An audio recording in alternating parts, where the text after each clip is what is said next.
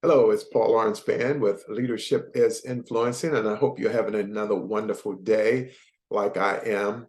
And one of the things that I want to talk to you about today is about the power of leadership. Whether it's a man or a woman, the leadership skills are needed by both. And I've had the honor of working for many, many women over the course of my life, from prior to joining the military to being in the military, and I see no difference. The only difference I see is that one has to understand leadership. That's the most important thing. I worked at UPS. I had a woman supervisor. Went to the Air Force, the same thing, and lower grades all the way up to general officer. And so there was no difference. And so what I want to talk about today is the fact that in the United States, we are closing in on a population of roughly 335 million people, and there are more women that are alive than there are men. And so it's not unusual to see women in charge, not only of major corporation, Fortune 500 companies, but in the military, captains of industry, in addition to federal government and many, many other industries that are out there. So I definitely applaud the women who are leaders, and they are needed even more now today than ever before. And so what I'm going to talk about today is some of the skills that, whether you're a man or a woman, that you should have. And these are going to be some leadership qualities and some things to look for, because I think it's very important from our mode of operandi, if you will, to understand what leadership is, some of those qualities, and how you can embrace some of those characteristics, qualities, and skills as well. So I'm glad that you could be with me today. So let's get started. And what I want to talk about first is looking at some of the foundational fundamentals, if you will. And one of them is that there is need for a strategic thinker. For any leader, you have to think strategically. You have to think in the big picture. And because you have the number of employees that work for you and that you lead. And so there is a place for strategic thinking.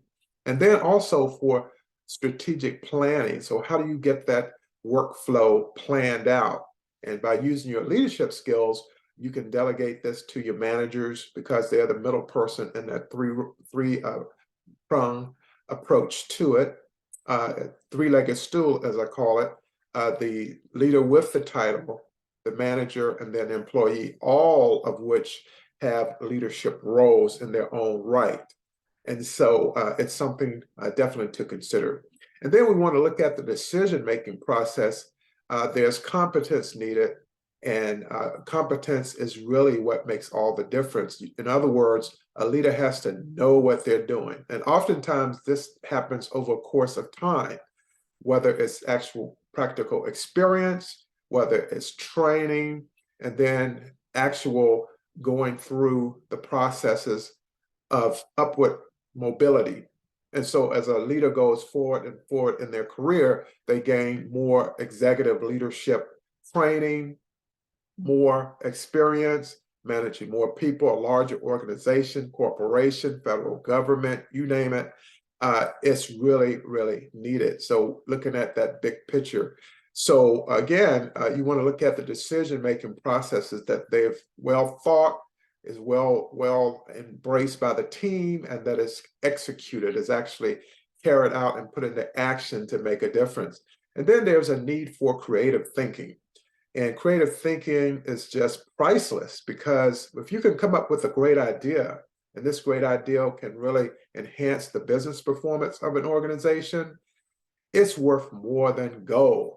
It's worth more than diamonds. It's worth more than anything, because it has an infinite life, as long as you can keep reinventing the wheel, if you will. That's a tongue twister right there. Reinvent the wheel, if you will. So it's very important to have that creative thinking, and then to think strategically about long and short-term consequences of decisions. And like life, every decision one makes, there's a consequence applied to it. And when it comes to business, it's even greater. because we have products and services that are being sold to clients. And then oftentimes there are also investors that are involved too, that people can actually invest in a stock, if you will. And so there's a lot more to it than just the company itself, but it expands out into the community. And every business in a community should hire the employees in that community because they know it best. And it helps by having that physical building in a community that you help that community that is there because it's richness of knowledge, expertise, and also the abilities that people have and what they bring to the table, if you will, to help the organization to expand even more. And then you want to have strategic communication, meaning that whatever you communicate inside the walls of the office space or in the production facility or the plant, that it's communicated clearly. And then the message that goes outside, whether it's through marketing, advertising, word of mouth, social media, whatever it may be, PR, public relations, you want to make sure that it's very strategic and it's a welcoming and inviting message that wants to make a difference, a positive difference with the services and products that they provide. And that it will be sensitive to the receiver's needs and the ability to comprehend and more. So you want when we have a product, we want to keep the customer in mind. And in so doing, when you do that, there's repeat sales, there's word of mouth, there's referrals. And so that's part of what's needed. And then there's a constant need to be able to put out some fires in case you run into some. And trust me, you will, because it happens everywhere. That you have to be a problem solver, you have to be able to handle conflict management, and you just have to be able to get people to work together and making sure you don't violate any policies or regulations, government regulations that are out there. And so that's very important too. And then when you make promises, that you keep them, and then you keep your eye on the task. And that task is the business performance, how to enhance, how to build a better mousetrap is the term that was used in my business courses. And so we want to be able to do that. And so this is for men or women leaders. And like I said, we need more women leaders that are out there because it's much needed. And you have a greater population than men in terms of the census count. And as the years go by, it will continue to be that way. And so when we look at the younger generations, we still see a larger number of young girls that are growing up. They're going to college at a higher rate than the boys are, or the young men are, and eventually they will be in leadership positions. So we need to get you ready. I'm saying this because I have a daughter who's a freshman in college. I'll go on and say it. And so I definitely want to ensure that we do that. And we have more women leaders coming down the pike, if you will. And so here are some of the things to look at when it comes to leadership qualities. Being very collaborative. Collaboration is everything because you can get a lot more done with the right collaboration. And two people, two entities putting their heads together, their ideas and their concepts, and expanding what they're able to do. And then you want to be able to maintain the organization and sustain it as well. And in order to do this, you definitely have to put in that business plan exactly what you want it to be, all the way through the succession plan. So it's something to consider. And then nurturing. You want to be able to nurture your employees, nurture the team, the leadership staff. Everybody's going in a lockstep, same vision, same goals, the same mission, and that comes through nurturing. In other words, really paying attention to what's going on with people, because each and every day of life, we really don't know what people are going through. And the only way you're going to find out if you nurture people, talk to them, have a shoulder to lean on, empathy, have compassion, walk in someone else's shoes, if you will. And so that makes a tremendous difference, but it's nurturing. And then you want to foster the best of others and the best possibilities. In other words, you want to be an encourager. You want to be able to empower people to do their very best and really mean it. Get people into the training that they need and grow and develop them over time. And you will have one of the best investments ever. And remember, and I've discussed this in previous videos, that retaining good employees or top talent is the key to sustaining a really viable business. You have to do it, and it's necessary nowadays in this post-pandemic environment that we live in. And then looking at and tapping into positive thinking.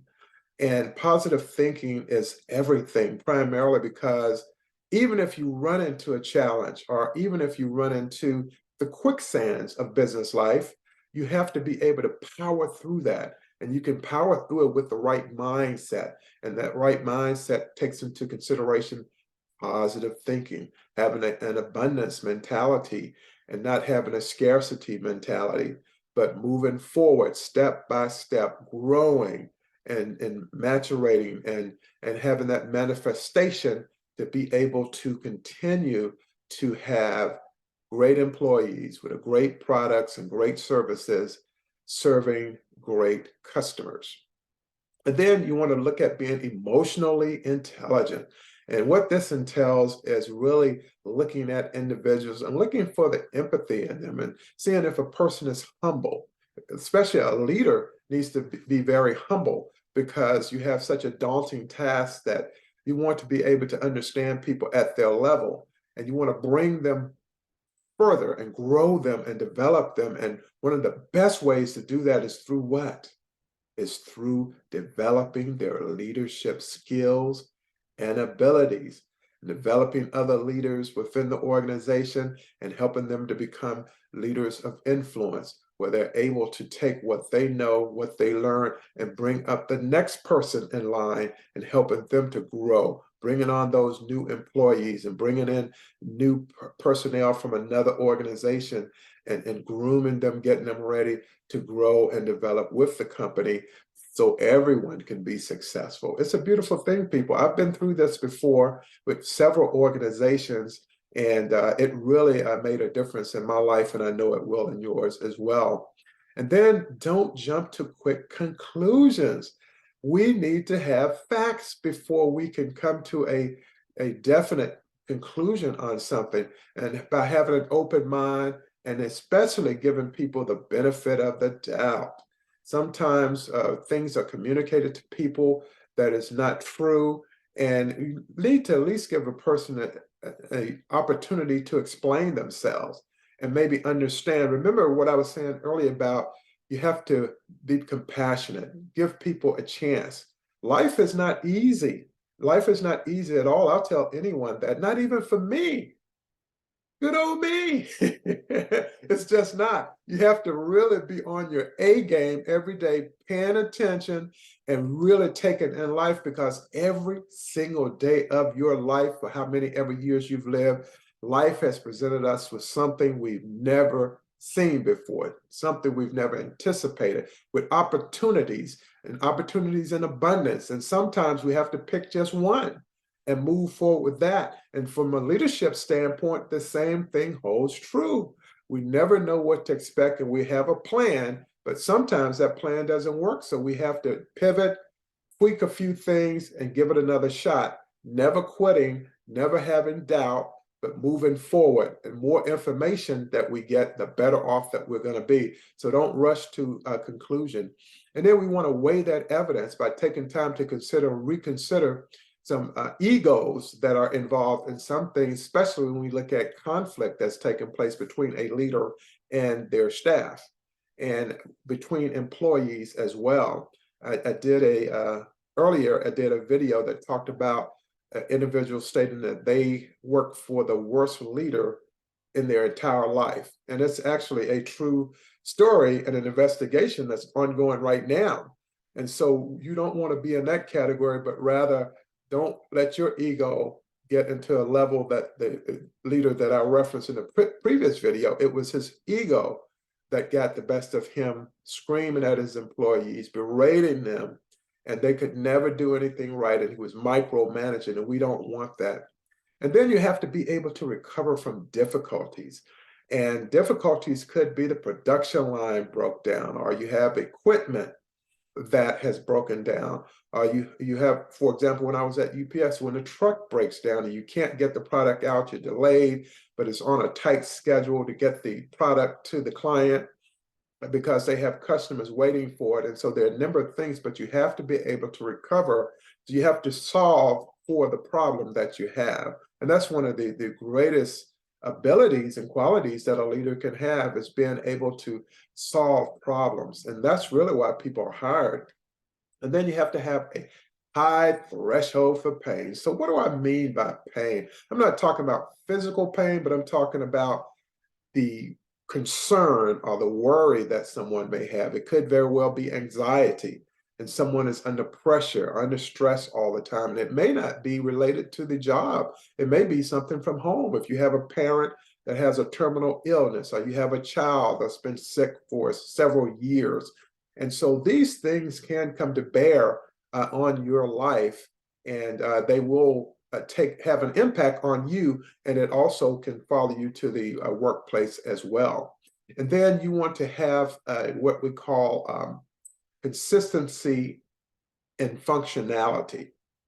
So you want to be able to operate and have your operating systems in place, working properly, and then have it checked, make an assessment of it, and conduct an assessment and ensure that everything is working properly, whether it's the equipment that you're using, computers, or if it's heavy equipment that's involved, whether it's large vehicles. If you have a logistics and distribution type business, you have to consider that. Even the airline industry, you have to have your safety in place and your maintenance in place, just like we do for the Air Force.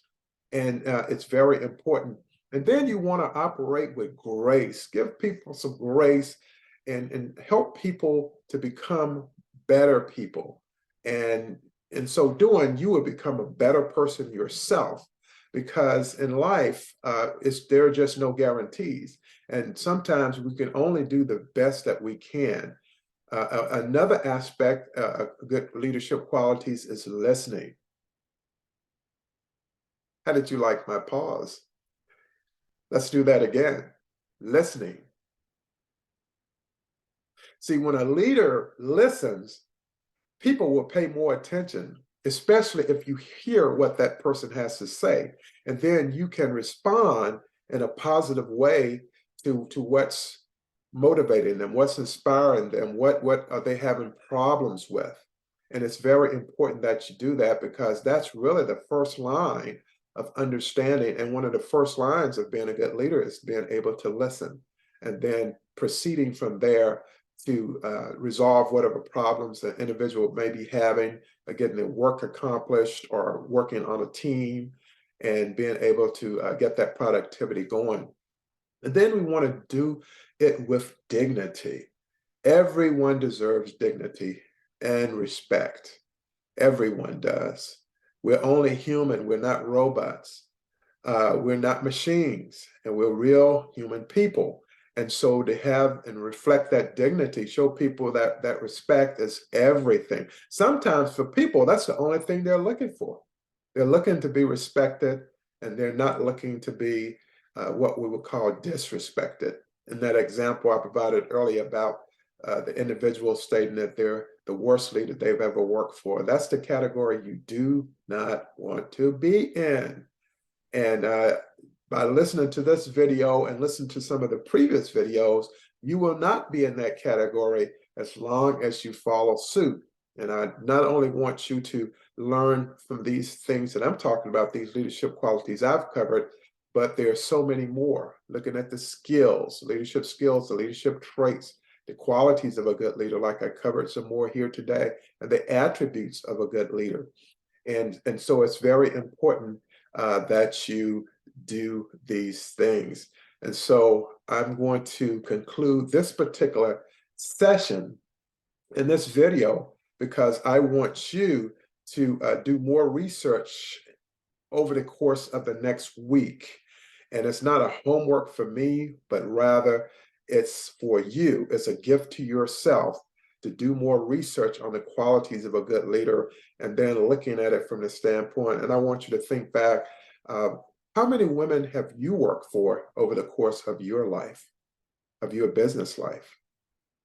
As I mentioned before, I've worked for several women. It's been some of the best experiences I've ever had in my life. And I can tell you right now, women are going to be the future, not only now, but there are going to be more women in the future who would be leaders and in a leadership position. And one of them are going to be some of you who are listening to this video right now. So start getting ready for that and don't be afraid of it. It's not just leadership is not only just about men. Most people perceive it that way because what they see now, but take it from me. These men are getting older, and there are more women born than men. And what I'm saying is that I grew up with 5 sisters. I know this for a fact, and I have so many nieces and cousins. And so what I'm saying is, when you look at leadership in the future, it's going to be women, and they're going to do an outstanding job. I can tell you right now. And I know they're hard workers because my mother was a hard worker, very meek, very brilliant, very intelligent. And I learned my first leadership lessons from my mother. And so I can say this based on my own personal experience. But anyhow, I digress. And I want you to learn more about my leadership coaching. And I have posted it here where my name is. And you can go to, and I shorten it with a bit.ly link because the other way was just too long, but it's bit.ly /3 V as in victory, 8 T as in Tom, capital TQ, capital Q, lowercase n, and 3. But you can see it right here on the video, and go there. And I offer leadership coaching. And if you'd like to get started with me, I'd love to be your coach and mentor you into becoming a good leader, and then also to become a leader of influence. And I really appreciate, I look forward to working with you all. And you can also get me on my email at info@paulvanspeaks.com. And you can also get me there if you want to talk a little bit about it. And I'd love to work with you. And as I always say, my time is up, and I thank you for yours. And I will see you on the next video of Leadership is Influence. And here on my YouTube channel, the name again is Paul Lawrence Vann, Leadership is Influence. You'll be able to see me there. And I wish you would go on and bring in everyone into the fold. Bring in your family, your friends, your colleagues, your peers. Subscribe to my channel, and also follow me, because there were going to be some fresh new content-rich information each and every day for the rest of my life. That's a long time, everybody. And so thank you so much, and have a great day. And from the bottom of my heart, I hope that you're having a great day. And what I want for you is to be a successful leader, and ultimately to become a leader of influence. Have a great day, and I'll see you on the next episode with Leadership is Influence. And have a great day, everyone, and take good care. Goodbye for now.